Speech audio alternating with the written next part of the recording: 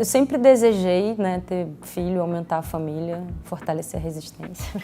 Agora eu só quero falar de filho com 3 meses dentro da barriga. A partir do momento em que eu tive essa confiança na atriz que eu sou, sabe? Tipo, tá tudo certo, porque às vezes o medo é por outros motivos. Já fiz muita dieta maluca, já tomei remédio para emagrecer, já tive rebote, fiquei com depressão depois por conta do remédio. E assim, isso não vale.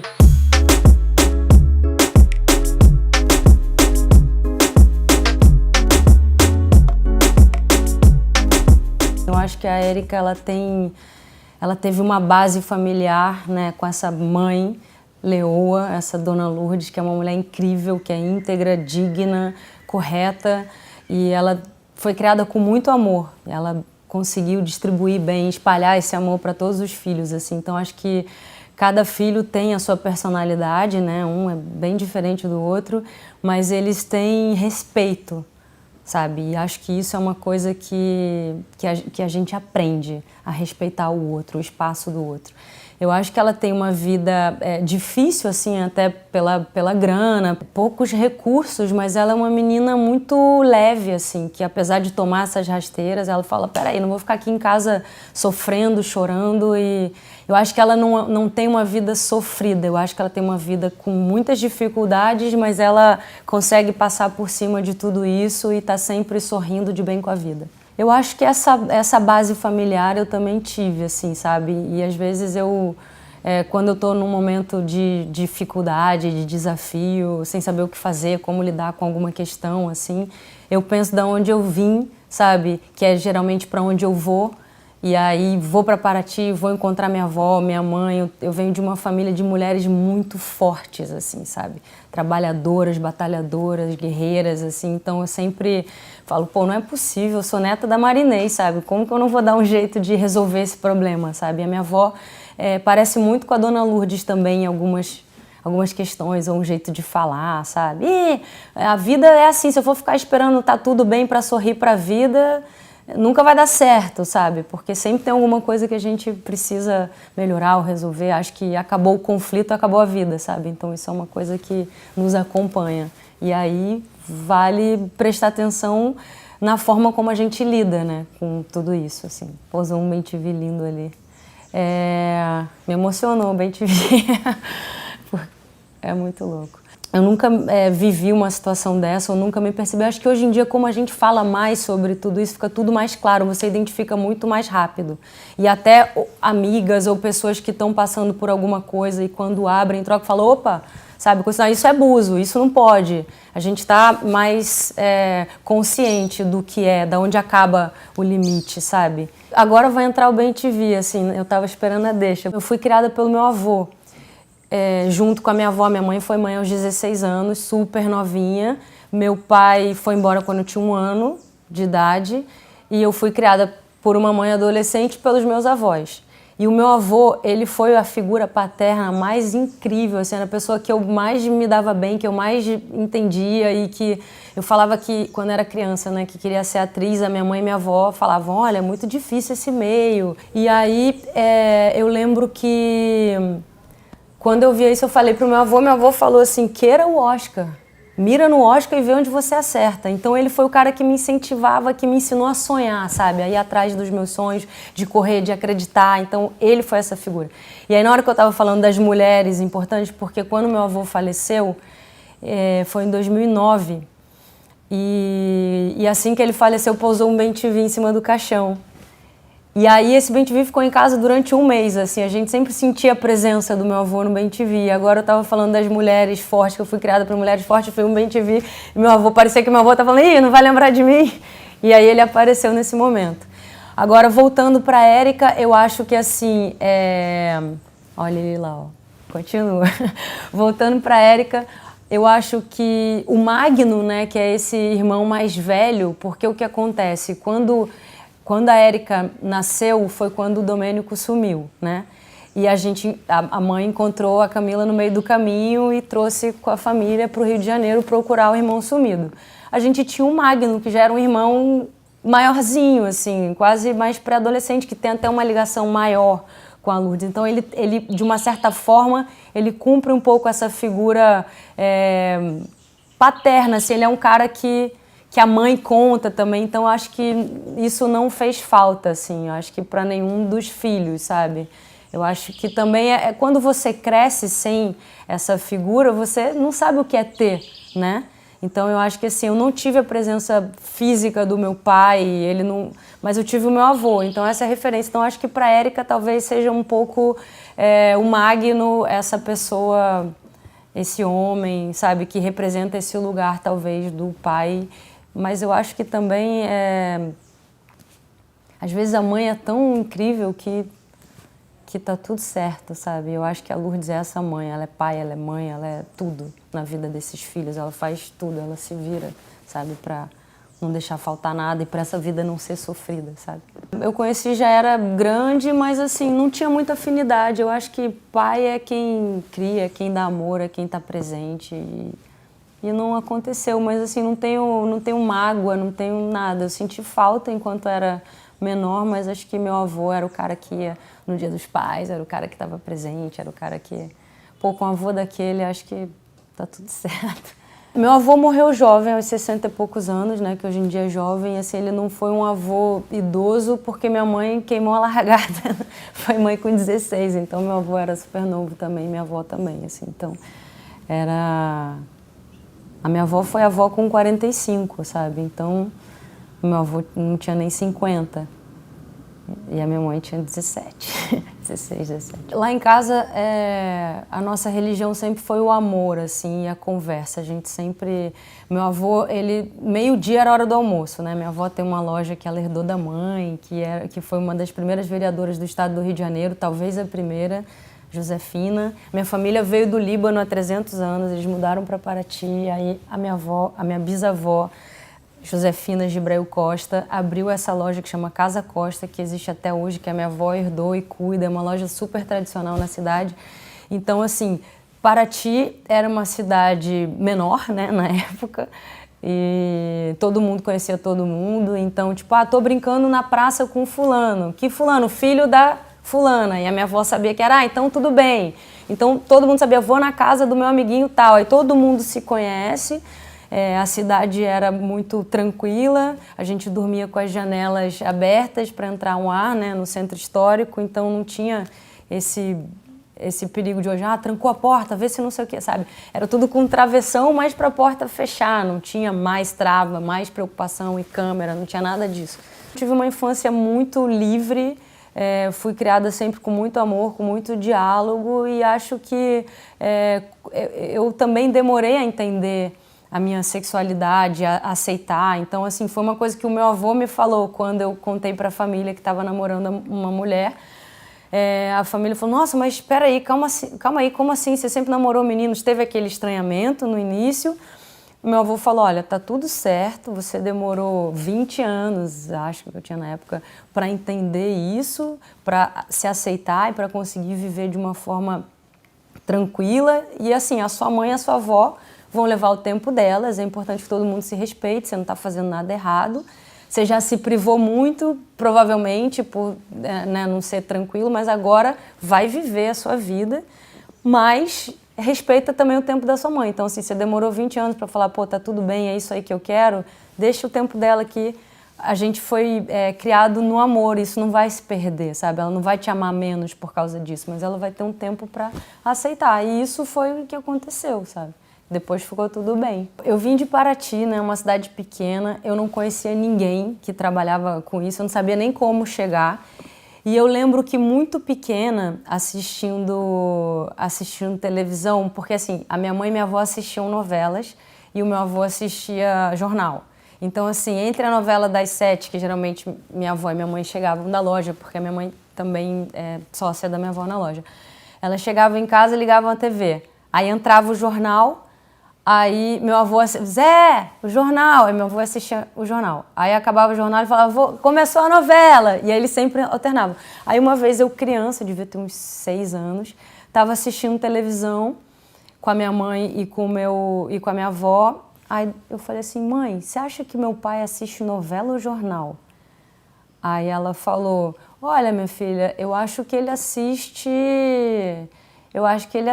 Eu falei, mas você acha que ele sabe quem são essas pessoas que estão aí dentro da novela, os atores? Aí ela falou, provavelmente, né? As pessoas, eu falei assim, então vou entrar aí, ele vai aparecer e vai voltar. E aí eu botei na cabeça que eu ia fazer televisão e que eu ia ser conhecido, que meu pai ia voltar. E aí eu saí de casa aos 14 anos, eu fui morar em São Paulo com a minha tia, que era a única irmã que a minha mãe tinha. Ela faleceu num acidente de carro, eu fui parar num pensionato de freira. Aí eu fui morar, aí eu quebrei a perna, não tinha como andar até o ponto de ônibus para pegar ônibus. Eu fui morar na casa de uma professora de biologia. Então assim, eu tinha um foco que tipo tudo ia dar certo, sabe? Então eu fui indo atrás do meu sonho e vivendo isso e tal, até que eu fiz a primeira novela, meu pai apareceu, mas assim a gente não tinha assunto, sabe? E a gente até tentou desenvolver, mas não tinha assunto, assim, não dava. Já não era mais pai, eu já estava criada, já estava pagando as minhas contas, já não tinha isso. Mas isso foi uma coisa que me ajudou a viver isso. Então, assim, eu já estava no lucro de ter conseguido conquistar esse sonho. Então, assim, imagina para uma menina que veio de Paraty, que foi vivendo, sobrevivendo, pulando de casa em casa, de repente, aí eu consegui uma bolsa no curso do Wolf Maia, em São Paulo, e aí eu tinha 15 anos, tinha perdido a minha tia, estava passando um momento super difícil, eu lembro de fazer uma cena, ele falou assim, nossa, que menina incrível, eu só estava lidando com aquela dor, com aquela perda da minha tia, com tudo, e ali ele viu em mim uma possibilidade, e aí fui fazendo o teste, fui seguindo, ele lembrou de mim em Cobras e Lagartos, anos depois, e eu sempre quis morar no Rio. Só que a minha mãe falava, você só vai pro Rio quando você puder pagar suas contas, porque ela achava que no Rio, eu tinha mais amigos no Rio do que em São Paulo. Então minha mãe falava, você vai ficar indo pra praia, vai ficar saindo com os amigos e não vai estudar ou fazer o que tem que fazer de fato. E aí eu vim pra cá pra fazer Cobras e Lagartos em 2006, que o Wolf tinha me convidado. E aí, dali eu fiz Dolores Durano por toda a minha vida, que super abriu portas. Aí a Sandra Werneck estava fazendo o teste para fazer Os Sonhos Roubados, do filme dela. Me viu em Dolores e me chamou para fazer uma menina de 16 anos da comunidade, mãe jovem, que não tinha nada a ver com a Dolores. Eu falei, mas você viu Dolores? Não estou entendendo. Ela falou, não, mas eu vi alguma coisa que tinha. E aí eu comecei, aí fiz Sonhos Roubados, aí fui fazer Viver a Vida no Manuel Carlos, que foi quando meu avô faleceu um pouco antes.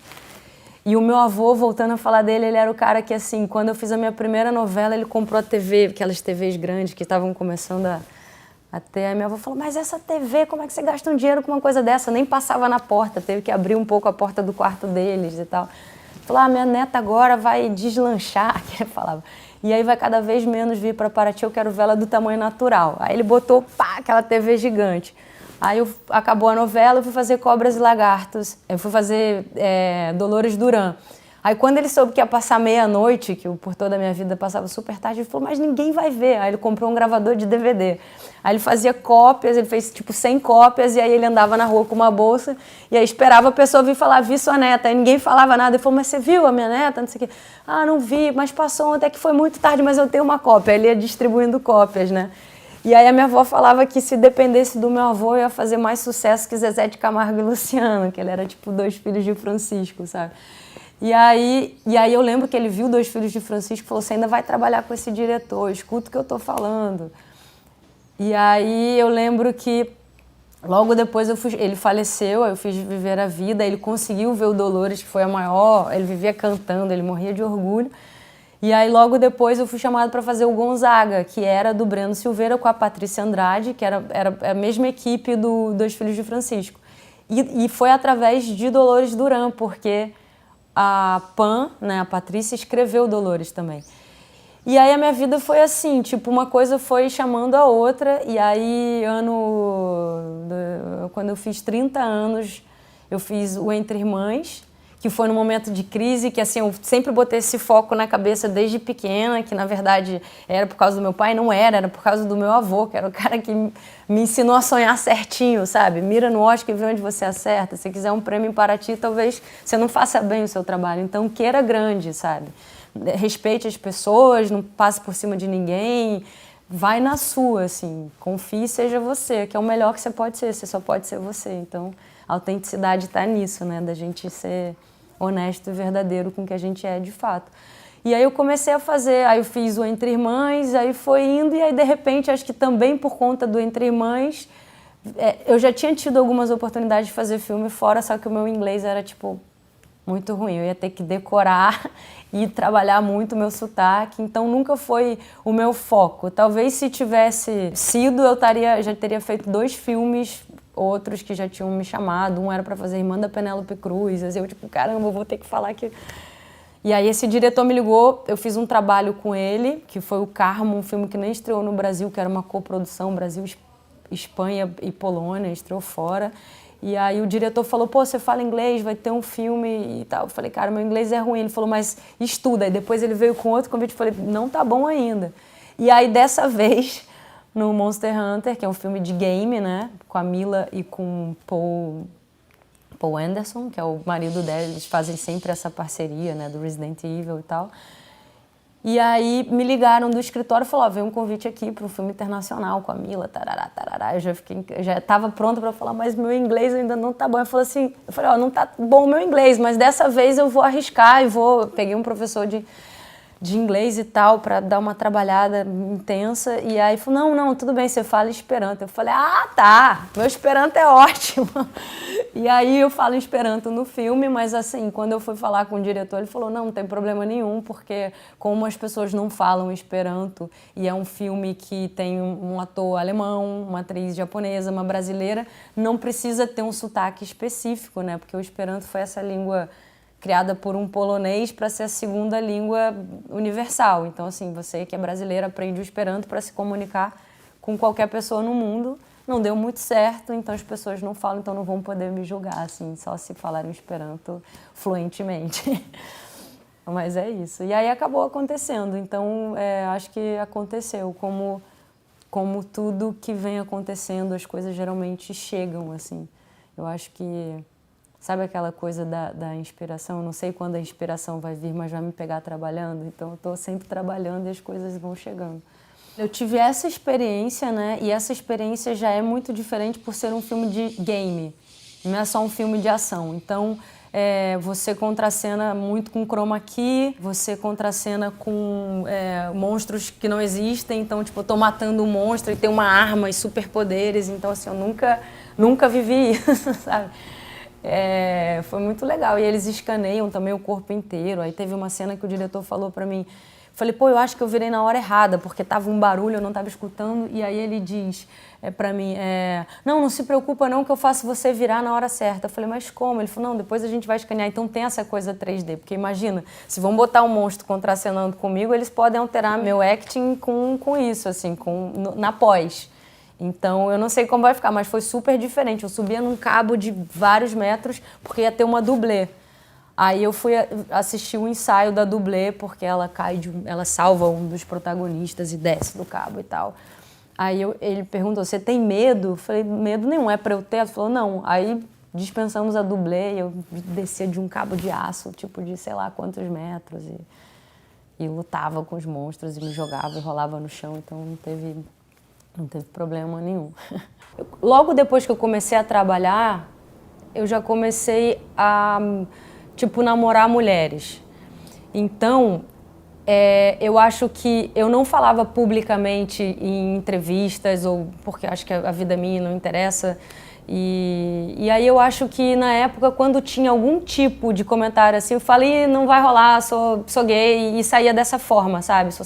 Então, tinha um pouco de humor, tipo, mas pô, você, que desperdício, sabe? Então, um comentário que antes eu não entendia o quão violento isso é, porque assim, mesmo que eu fosse, eu não ia querer, então vai ser o quê? Na base do assédio. Então, acho que hoje em dia é muito importante, assim como falar da sexualidade, se você pode falar abertamente, se isso não vai te causar um prejuízo, ou se... Eu acho que é muito libertador, então a gente pode falar sobre tudo de uma forma mais tranquila, e isso traz clareza, consciência para as pessoas que também se identificam, assim, porque a partir do momento em que eu declarei o meu amor, as pessoas vieram com mais carinho, ou tipo, poxa, eu também também gosto de mulheres, pô, que legal, importante, minha mãe conseguiu me entender por causa disso. Então eu acho que quanto mais a gente fala abertamente sobre o que nos faz mal, o que nos aprisiona, ou tipo, eu não posso ser quem eu sou, ou eu passei por isso, mais você vai... mais vai ficar natural, mais vai ficar leve e as pessoas vão começar a ter medo antes de assediar ou de fazer um comentário. Então é preciso falar sobre o assunto para trazer a consciência e falar, isso está errado. Porque como a gente está acostumado a ficar calada tanto tempo, então vem um assédio e você fica um pouco chocada. E agora você identifica, sabe? Porque alguém falou, ele falou, o cara veio, abusou de mim, falou que isso ou falou que aquilo, e você consegue falar, opa, não, isso está errado, e a pessoa também vai ficar mais constrangida porque sabe que a gente não está mais sozinha, sabe? Então a gente está junto e acho que isso fortalece e acho que a gente consegue frear esse movimento, sabe? Isso acontece em rede social, isso acontece no trabalho, isso acontece em qualquer lugar, sabe? E às vezes é como o ciclo das marés, assim, sabe? Uma hora a maré tá baixa, uma hora a maré tá alta.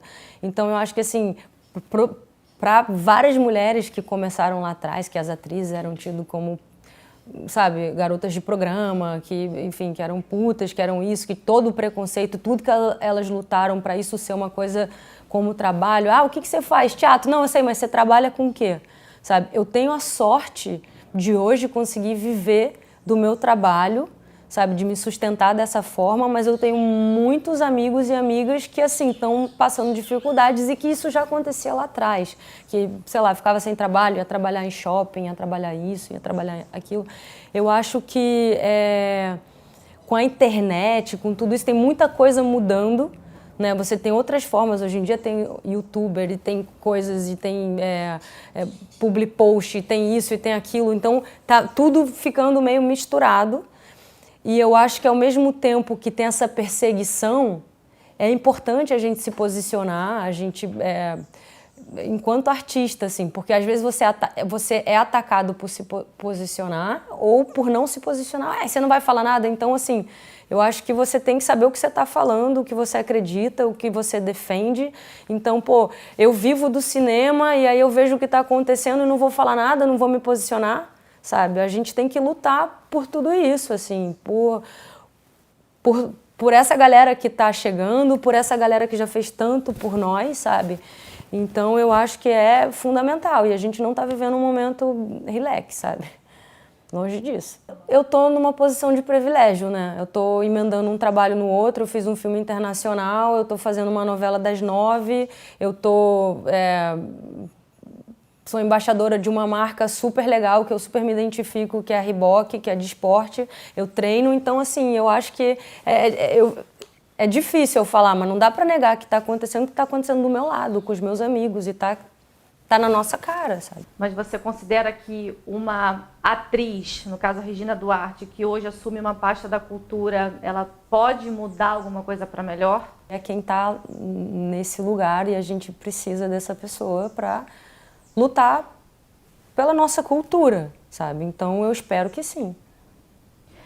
Eu me cobro muito, assim como quase todas as mulheres que eu conheço e principalmente as mulheres que estão no ar. Eu sempre brinco assim, nossa, mas você tá magra? Eu falo, a TV de plasma tá cada vez mais estreita, né? Então a gente tem que entrar ali dentro.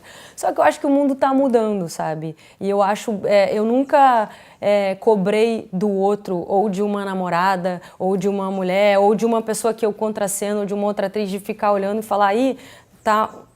Sempre me assusto quando eu vejo algum amigo falando, não, eu queria dar uma emagrecida, porque eu tô meio inchada. Eu falei, gente, e às vezes eu me vejo nesse lugar também, porque é muito cruel e hoje em dia existe Photoshop, aplicativos e coisas e sempre é tipo foto que eu posto e fotos que me marcam, sempre tem uma diferença, sabe? E com vídeo isso é mais difícil de acontecer porque a gente ainda não tem um aplicativo de vídeo que você vai tratando todos os problemas. Então, geralmente você vê uma foto e você vê no vídeo e fala, não tá tão, mas é foto, é ângulo, é um monte de coisa. Então eu acho que assim, eu já, hoje em dia o que eu mais priorizo e o que eu mais valorizo é a saúde, sabe? Porque eu já tive muito mais magra, já tive muito mais sarada, já tive talvez muito mais bonita para um padrão de beleza. E eu não estava bem, eu não estava feliz. Então, assim, entrava por aqui, saía por aqui, como você tá linda, como você tá linda, nossa. E eu falava, pô, você não sabe o que eu tô fazendo pra estar linda desse jeito. Então, assim, já fiz muita dieta maluca, já tomei remédio para emagrecer, já tive rebote, fiquei com depressão depois por conta do remédio. E, assim, isso não vale, porque a vida é muito rápida, passa muito rápida. E, às vezes, eu vejo pessoas muito preocupadas em estar magra ou estar gorda, e daqui a pouco começa a ter uma ruga, começa a envelhecer, aí começa a fazer isso. Então, assim, isso não vai passar. Então, se a gente não tiver prazer em viver, em estar presente no tempo, no trabalho, no diálogo, na conversa, a vida vai passando. Quando você vê, você ficou a vida inteira, sabe, aí tomando remédio para emagrecer, aí toma remédio para sair da depressão, aí toma remédio para isso, aí faz uma dieta, aí passa fome, aí quer sair com os amigos e não toma cerveja porque não quer engordar. Então, hoje em dia, eu tenho uma vida muito mais feliz, assim, e cuido muito da minha saúde. Hoje, com as dietas, eu aprendi o que faz bem, o que faz mal, como comer de tudo e ter um equilíbrio, né? Eu acho que a virtude está no meio, assim. Então, eu cuido muito disso e aprendi a ter prazer pelo esporte, que foi uma coisa que o Jun me ensinou, que eu perdi ele, ele faleceu ano passado, mas eu lembro de chegar no Jun em 2014. E aí falei pra ele, cara, eu quero secar, eu quero emagrecer. E ele falou, quanto tempo eu tenho? Aí eu falei, tem uns 3 meses, 2, sei lá, porque eu ia começar uma novela. Ele falou, olha só, a gente vai começar treinando 2 vezes por semana no máximo. Eu, como? Às vezes eu treinava 5 vezes por semana, não chegava no resultado, como que eu vou conseguir em 2 dias? Ele falou, se você chegar com essa ansiedade para perder logo, você pode acabar comendo mais, treinar muito, sentir fome, se machucar, a gente vai ganhar no descanso. Então, assim, vamos organizar esse treino junto com uma alimentação. E aí eu comecei a ver que não doía, sabe? Pelo contrário, era prazeroso, porque eu descansava. Eu lembro que tinha treino que às vezes eu treinava sexta-feira com ele. Eu achava que ele ia pegar água no final do treino, ele vinha com uma cerveja gelada, falou, toma uma cervejinha. Eu falei, não, mas eu vou engordar. Ele falou assim, cara, toma uma cerveja só pra você relaxar, você treinou pra caramba, isso não vai te fazer mal.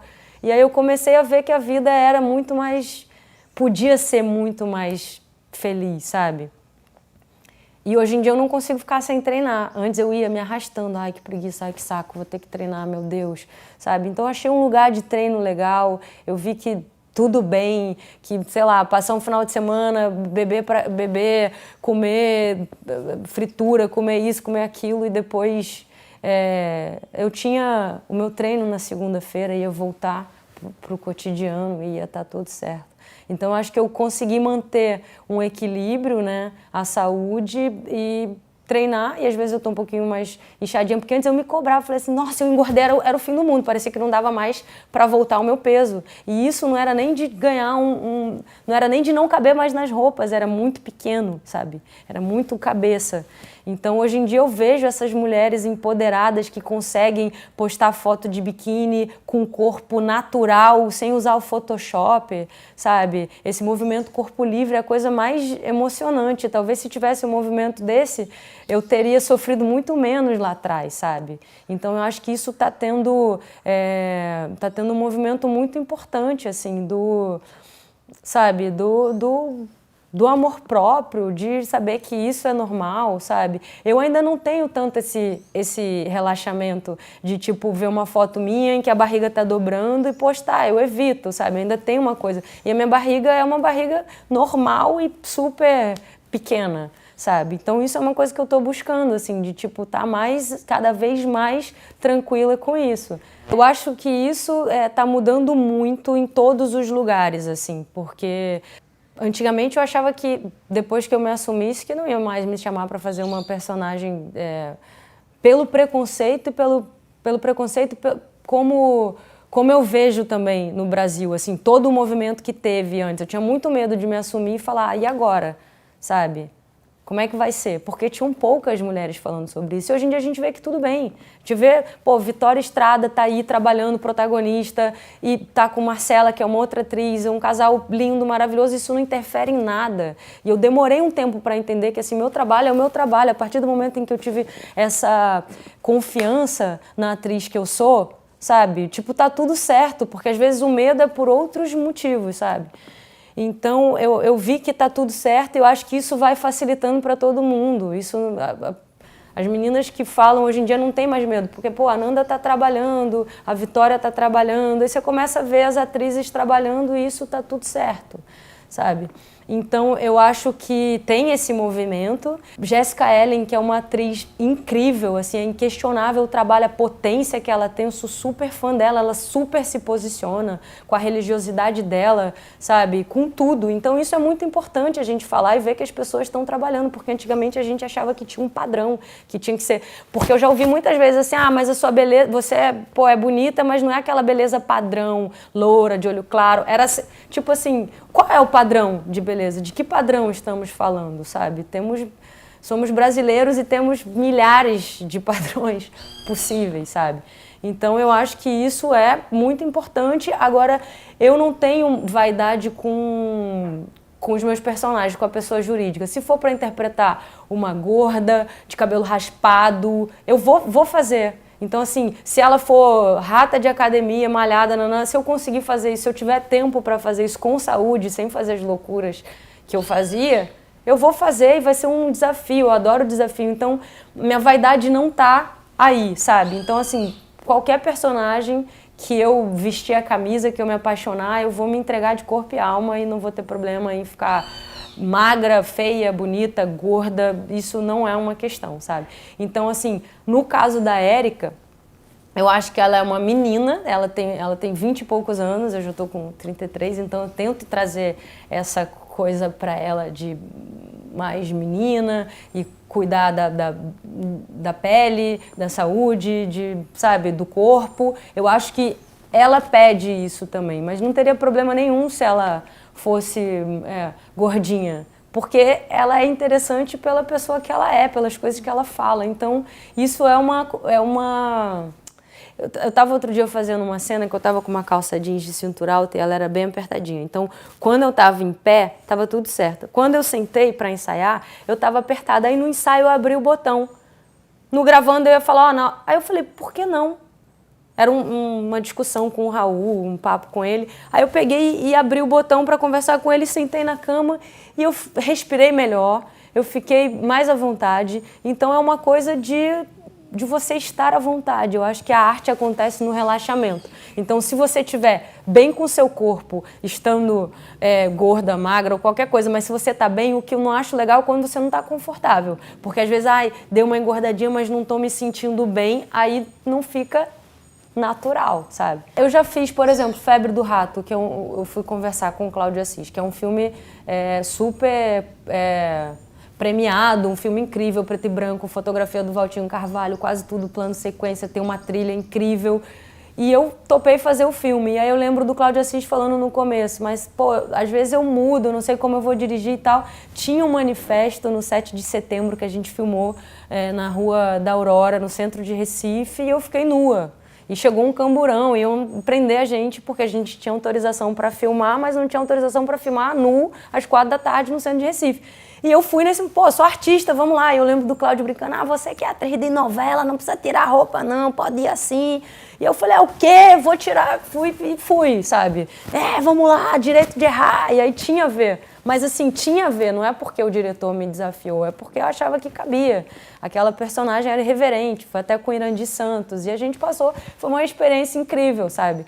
Então, foi o que eu disse, eu não tenho problema em tirar a roupa do personagem a partir do momento em que eu vesti essa roupa, sabe? Eu não tenho esse pudor, eu não tenho esse preconceito, mas assim, se for uma coisa só para tirar, aí eu vou negociar, falar, cara, precisa, vou tentar vir com os argumentos e ver se funciona ou não funciona. Mas eu já neguei, por exemplo, um filme que me chamaram, me mandaram um roteiro e eu quis tanto fazer o personagem da outra atriz que quando me falaram, eu falei, olha, eu não vou fazer não. Aí me perguntaram por que você não gostou, eu falei que eu gostei muito mais do outro e eu não quero contracenar com uma atriz que está fazendo uma personagem que eu desejei, porque aí eu posso trabalhar minha inveja, sabe? Eu não tô afim de sentir inveja ou de ficar... Então, foi uma coisa que eu falei, é melhor não, e abrir o jogo, sabe? Porque eu acho ruim você...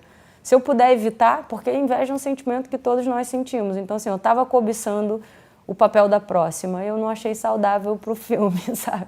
Eu não ia fazer tão bem, acho que possivelmente outras atrizes poderiam ler aquele personagem e fazer com muito mais amor e paixão do que eu, e eu trabalho dessa forma, eu acredito nisso, sabe? Você voltaria a posar nua?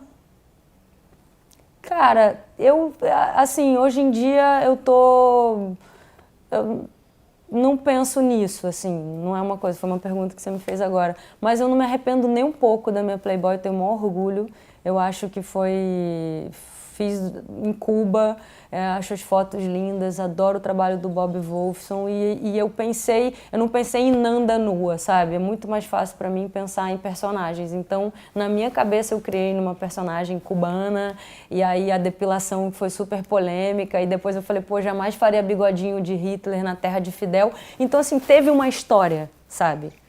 Teve uma história, então assim, foi legal de contar essa história, e eu lembro de passar na rua, indo pra locação, falei, olha essa barbearia, eu falei pro Bob, aí ele falou, pô, que legal, eu falei, vamos fazer aqui, ele falou, eu fui tirar a foto, aí ele foi pedir pra tirar, todo mundo falou, não, deixa todo mundo aí, as pessoas não sabiam, tava com o roupão, sentei, ele viu a luz, viu a foto, eu tirei o roupão, ele deu 2 cliques, os caras olharam na hora, ele falou, não olha, não olha, não olha, eles estão meio tensos. Mas assim, foi uma experiência muito legal, isso já tem muito tempo, foi num outro momento da minha vida, num outro momento da minha carreira, num outro momento do país, da história, do feminismo, sabe? Então eu acho que assim, foi muito legal de fazer, sabe? Comprei meu apartamento, tipo, tudo certo, não tenho nenhum arrependimento. Mas hoje em dia, assim, se você me dá um bom motivo, talvez eu não vejo por que não. A primeira pergunta que eu faço quando vem qualquer convite é por que não? Se eu tiver muitos motivos para negar, vai ser não. Mas na dúvida, geralmente não. Mas quando eu tenho mais motivo bom, eu vou. O bom motivo na época foi, de repente, a grana? Não, foi fazer. Foi fazer a Playboy. E eu lembro que teve uma outra coisa também, que publicaram uma foto do Febre do Rato em que eu tô nua. Eu estava fazendo Salve Jorge, que era uma personagem que era traficada, passava por tudo aquilo. E eu lembro de vir o convite e negar. Eu falei, cara, não vou fazer. Primeiro falei, não vou fazer porque eu estou fazendo a novela e provavelmente a Playboy quis porque eu estava protagonizando uma novela das 9. E eu falei, cara, não é o momento, não é agora, estou fazendo a novela, vai prejudicar a história da personagem. E neguei. E aí eu lembro que um site publicou, Nanda Costa nega tanto a Playboy e aparece assim em filme nacional praticamente de graça, era uma coisa assim, e não botaram tarja. Ou seja, naquele momento a minha nudez estava avaliada, acho que era em 1,5 milhão. E eu neguei. E aí eles usaram a minha foto, então assim, não poderiam usar, porque essa imagem não poderia ser usada pelo contrato em divulgação do filme. Então, assim, eles não falaram que eu estava de personagem. Nanda Costa em filme nacional. Não tinha nome de personagem, não tinha nada. Distorceram, sabe quando pegam a imagem e dá aquela achatada? E era quase uma coisa assim, tá valendo Playboy, sabe? Então, assim, quando me avisaram a repercussão que já tinham, sei lá, bilhões de acessos. Então, assim, todo mundo já tinha me visto nua, sem assistir o meu filme, de graça. Eu falei, peraí, vamos pensar nisso, sabe? E tô processando esse site já tem anos e já ganhei a liminar e tá, tipo, no final do processo. E aí eu falei, cara, o que me impede de fazer? Aí depois que acabou a novela, que passou um tempo, que todo mundo quase já tinha me visto pelada, eu falei, por que não, né? Vou fazer agora ganhando dinheiro. E ainda negociei melhor ainda. Então foi ótimo, mas não foi só pela grana, foi porque eu quis fazer também. Sempre desejei, né, ter filho, aumentar a família, fortalecer a resistência. E eu acho que com o Alan, essa vontade aumentou e depois que a gente começou a falar e pensar. E aí é fato que assim, né, os óvulos vão envelhecendo e se a gente tem a chance de poder congelar e adiar um pouco mais ou por um trabalho que chegue, a gente não sabe o dia de amanhã. Então, assim, querendo mais tarde, eu acho que é importante quem puder, porque não é um tratamento barato, né? Você poder congelar. Então, assim, é um luxo você poder. E às vezes a pessoa não quer ter filho agora porque precisa trabalhar, porque precisa juntar um dinheiro para poder, e aí perde o time, porque aí está num momento bom profissional. Então, a gente tendo esse recurso, eu acho que é importante até as mulheres aí que puderem e tiverem num limite. Então, 33 já começa a aproximar dos 35, que já começa dos 40, então eu parei para congelar e é um desejo meu e agora vai depender do universo, porque a gente não controla tudo, né? Então, assim, eu já queria ter feito antes, mas aí veio um trabalho que não deu, aí congelei, e aí não sei o que vem daqui a pouco, então a gente tá... Agora eu só quero falar de filho com 3 meses dentro da barriga. Eu acho que se crescer com amor e com verdade, eu acho que não tem como dar errado, sabe? Porque é isso, se você perguntar para um filho de 2 mães que foi criado com todo o amor do mundo, com todo o respeito, com toda a dignidade, como é ser filho de 2 mães, ele vai te responder, eu só sei ser filho de 2 mães, porque para mim é isso, sabe? Eu não sei como não ser filha da minha mãe, da minha avó e do meu avô, sabe? É o que eu imagino. Mas é a minha vida, é a minha configuração familiar, sabe? Então, às vezes eu vejo uma pessoa criada com mãe, pai, tudo direitinho, como é a família tradicional brasileira, aí o pai é violento, tem uma relação abusiva com a mãe, aí bota o filho de castigo ou bate no filho porque o filho é gay. Então, pô, eu vou acreditar nesse... Por que eu vou acreditar, sabe? Num formato que é o certo. Para mim, o certo é respeito, amor, carinho, verdade, clareza, dignidade. Sei lá, para mim, o amor, a família é isso. Assim, às vezes é família de amigos. Você não tem ninguém, você é criado num lugar que sua família, quem você chora, quem você conta na hora da dificuldade, na hora da alegria, é um amigo. Então, minha família pode ser meus melhores amigos. Eu acho que quando são 2 mulheres, acho que essa força ainda é maior. Eu acho que a gente fala, eu acho que é mais complexo, às vezes não é tão prático, né? Você tem uma relação mais profunda. É só quando o homem começa a falar disso, é só você ver, tipo, numa relação hétero do homem, tipo, eu vou jogar futebol, deu um problema, deu uma DR, aí quer resolver, e a mulher fica, não, cara, vamos conversar, vamos tentar resolver esse problema. E geralmente Claro que, assim, estou generalizando, também tem mulheres que são super práticas, tanto quanto, e não conversam, não gostam de conversar sobre isso, mas geralmente tem um lugar de diálogo, vamos entender, tá de TPM, vou esperar passar, e aí daqui a pouco a gente vai você esfria a cabeça. Então, acho que tem mais jogo nesse lugar, sabe? Eu acho que nada é mais fácil para a mulher, nem negociar cachê, nem negociar salário, nem conseguir ser boa no que a gente faz. Pô, a Alan vem, por exemplo, o exemplo da Alan. A Alan é percussionista baiana, vem de um ambiente que os músicos, tipo, ela é super precursora, sabe? Lutou muito, então assim, ela teve que ser muito maravilhosa no que ela faz para não botar nenhum homem que era mais óbvio. Então, assim, ela quase tinha que ser melhor do que os homens para se destacar, sabe? Então, assim, a gente tem que ser muito incrível no que a gente faz para a gente conseguir aumentar o nosso salário muitas vezes, ou negociar, ou virar chefe, sabe? Geralmente a gente consegue virar chefe, mas sempre tinha um homem ali naquele espaço. Então, assim, eu acho que eu acho que assim, a gente tem uma força absurda, né? A gente, passa por coisas que os homens nem imaginam, como um ciclo menstrual, os hormônios, as oscilações do humor que vem por conta disso, e cólica, e gravidez, e o parto, e a mulher é muito poderosa. Então, assim, não sei se é mais fácil, eu acredito que seja mais difícil, porque eu acho que o que acontece muito é o machismo. Então, assim, o preconceito, até o que os homens falam, 2 mulheres, que desperdício, ou o próprio fetiche, sabe, ou desrespeito nesse lugar. Então, assim, eu vejo homens, até amigos, com dificuldade de se assumir pelo preconceito, sabe? Então, geralmente, quando eu tenho algum amigo gay, geralmente fala que é bi. E assim, os bis têm muito preconceito, isso existe também, mas às vezes é gay e fala que é bi, e aí, às vezes, tem até amigas que falam, eu sou só hétero. Eu falo, talvez você seja bi não praticante, sabe? Porque às vezes você não teve a oportunidade ou não tem o desejo, mas poderia, em algum momento da vida, se apaixonar. Então, assim, não se feche tanto, sabe? Não E a gente não sabe, porque às vezes você se impede de viver uma experiência incrível por conta de preconceito, de machismo, de qualquer coisa desse tipo. Eu acho que é o machismo, assim, é o preconceito, sabe? Muito forte. A pessoa que não quer trabalhar comigo pela forma com que eu amo, pela verdade, eu também não quero, porque eu vou estar tendo que ser uma pessoa que eu não sou. Então, assim, eu acho que o maior ônus foi me calar tanto tempo. Mas também estamos em outro momento. A onda de amor que a gente recebeu foi, assim, gigante, bem maior do que eu imaginava.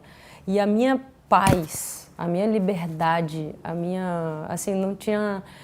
Eu já tinha esse desejo de falar, mas eu tinha muito medo de como seria o retorno disso, do quanto isso poderia me prejudicar pelo preconceito, por tudo. Depois eu entendi que, assim, cara, quem não quiser trabalhar comigo pelo que eu sou, então não faz sentido, porque eu vou ter que fazer uma personagem para lidar com a pessoa que vai trabalhar comigo e mais uma personagem, sabe? Seriam duas, porque eu quase fui uma personagem durante muito tempo, enquanto eu não podia... Sabe, enquanto eu ia ao cinema, e aí com a Alan, e aí chamava mais uma pessoa para poder dar uma chavada, ou sentar longe, ou pegar 2 táxis, a gente ia num lugar, eu chegava, depois ela chegava meia hora, aí uma saía antes, e aí sempre...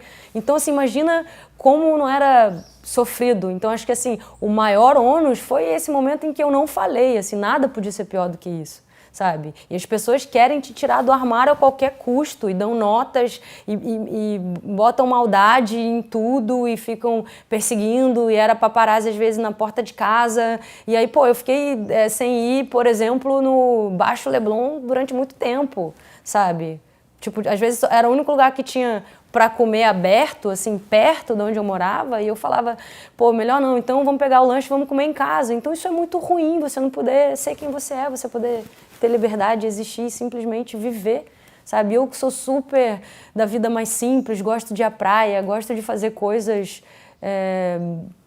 E eu não podia, assim, ou achava que não podia, sabe? Então, para mim, o maior ônus foi viver tanto tempo escondida, sabe? Nesse lugar. Então, a partir do momento que eu falei, aí até descompensa um pouco. Aí você quer falar mais, aí você quer dar entrevista falando o tempo inteiro disso, ai que bom, não tem problema, e aí mais pessoas vêm para você com carinho, com gratidão, e isso só potencializa, assim, acho que ao casal e a nossa relação e a vida, sabe? E aí eu comecei a ter mais trabalho ainda, assim, eu sempre emendei uma coisa na outra e agora era tipo o papo de não vai dar, entrevista para não sei aonde, trabalho para isso, para aquilo, não dava para administrar, sabe, durante um tempo. Agora tá mais tranquilo, assim, porque normalizou e vem outras pessoas, graças a Deus, para fortalecer isso e falar dos seus amores também, assim. Eu espero que os homens também consigam, porque não compensa, a conta não fecha, sabe? Você trabalhar pra caramba, você trabalhar de segunda a sábado e às vezes domingo e ter que fazer isso, fazer aquilo e lidar e cuidar do corpo, cuidar da saúde e de repente não poder viver. A gente não sabe o dia de amanhã, sabe? O Jun, que era meu mestre, ele de uma hora para outra, aos 44 anos, saudável, treinava, foi embora. E se eu for embora amanhã, o que eu vou deixar de história, de importante, de verdade para as pessoas? Aí vão fazer uma biografia falando da Nanda, depois, nossa, ela viveu escondida. Pô, que saco. Tô aqui de verdade, sabe? Podendo falar da minha vida. E por quais preconceitos e machismos você ainda tem que passar hoje? Eu acho que nem sei te responder essa pergunta. Assim, porque eu me coloco, sabe? Então eu não sei o que eu tenho que passar. Tem muitas mulheres passando por muita coisa, mas o que eu puder fazer para falar, para perguntar, sabe? Eu falo. Às vezes, tipo, uma cena que, sei lá, às vezes a direção vem e fala assim, Nanda, essa cena você sabe que você vai ficar de calcinha e sutiã e tal, né? Tudo bem, né? Falei, tudo bem, mas você perguntou pro ator que tá contracenando comigo se ele vai ficar de cueca também? Porque às vezes a gente fica e teoricamente o cara tinha que ficar, mas aí deu um jeito de sentar de bermuda, assim, tipo, então vai ser igual para todo mundo. Então eu negocio com isso, sabe? Então eu tento trazer a consciência, porque o machismo é tão estruturado já que às vezes a gente nem percebe, sabe? Então, acho que é importante a gente falar sobre isso para passar cada vez menos.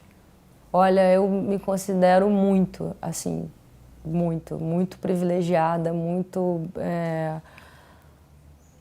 muito feliz, assim, encontrei um grande amor, sabe? Vivo essa história, estou na casa dos sonhos, só tenho que agradecer, assim, acho que trabalho, poder ser de verdade, poder ser quem eu sou, poder estar aqui conversando e ter um interesse, sabe? Me sentir, poder falar o que eu penso, sabe? Eu acho que isso é maravilhoso, poder ser de verdade.